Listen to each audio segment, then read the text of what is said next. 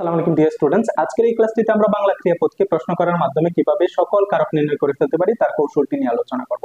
দেখো, আমরা বাংলা ক্রিয়াপদকে কি অথবা কারা, কি কাকে অর্থাৎ এইগুলো দিয়ে যদি প্রশ্ন করি তার মানে আমরা সকল কারক নির্ণয় করে ফেলতে পারবো। অর্থাৎ কি অথবা কারা দিয়ে যদি প্রশ্ন করি কর্তৃকারক হয়ে যাবে, কর্তৃকারক বের করতে পারবো আমরা। কি অথবা কাকে দিয়ে প্রশ্ন করলে কর্মকারক বের করতে পারবো। কিসে অথবা কিসের সাহায্যে অথবা কার সাহায্যে প্রশ্ন করলে করণ কারক বের করতে পারবো। কার জন্য প্রশ্ন করলে সম্প্রদান, কোথা হতে কি হতে দিয়ে প্রশ্ন করলে অপ্রদান কারক, কোথায় অথবা কিসে অথবা কখন দিয়ে যদি প্রশ্ন করি তখন আমরা অধিকরণ খুঁজে বের করতে পারবো। অর্থাৎ ক্রিয়াপদকে আমরা প্রশ্নটি করব এইগুলো দিয়ে, তখন কিন্তু আমরা সকল কারক নির্ণয় করে ফেলতে পারি। চলো আমরা একটা উদাহরণের মাধ্যমে সকল কারক নির্ণয় করার চেষ্টা করি। দেখো, প্রধান উপদেষ্টা ঢাকাই রাজকোষাগার হতে নিজ হাতে অসহায়দের অর্থ দান করছেন। আমাদের প্রথম যে কাজটা হবে সেটা হচ্ছে এই বাক্যের আমরা ক্রিয়াপদটি খুঁজে বের করব। দেখো, এই বাক্যের ক্রিয়াপদটি হচ্ছে দান করছেন, তার মানে এই দানটা হচ্ছে আমাদের ক্রিয়াপদ। এই দানকে আমরা এগুলো দিয়ে প্রশ্ন করব।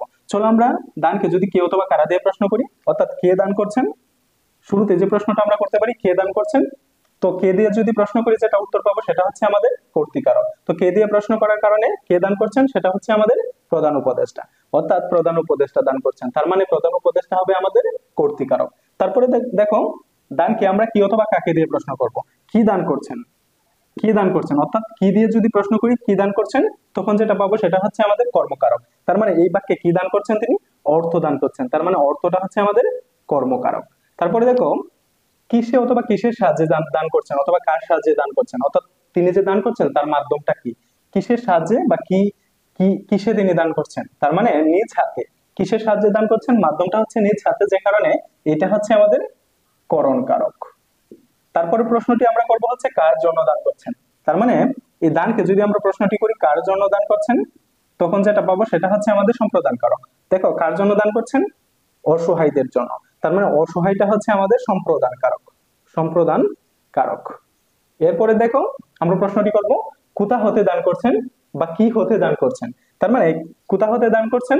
দেখো, এই বাক্যে কোথা হতে দান করছেন, রাজকোষাগার, এই রাজকোষাগার হতে দান করছেন, তার মানে রাজকোষাগারটা হচ্ছে আমাদের অপাদান কারক, অপাদান অপাদান কারক। এরপরে যে প্রশ্নটি আমরা করব সেটা হচ্ছে কোথা হতে, কোথায়, কিসে অথবা কখন, কোথায় দান করছেন তিনি, অর্থাৎ এই দানকে যদি আমরা কোথায় দিয়ে প্রশ্নটি করি, দেখো তো কোথায় দান করছেন তিনি, ঢাকায় দান করছেন, তার মানে ঢাকাইটা হচ্ছে আমাদের অধিকরণ কারক। এটা একটা জায়গা যেখানে তিনি দান করছেন, যে কারণে ঢাকাইটা হচ্ছে আমাদের অধিকরণ কারক। তার মানে দেখো, আমরা ক্রিয়াপদকে বিভিন্ন প্রশ্নের মাধ্যমে সবগুলো কারক নির্ণয় করতে পেরেছি। আজকের ক্লাসটি আমরা এখানে শেষ করছি। পরবর্তী একটি ক্লাসে অন্য কোনো টপিক নিয়ে আলোচনা করবো। সে পর্যন্ত ভালো থাকো। আসসালামু আলাইকুম।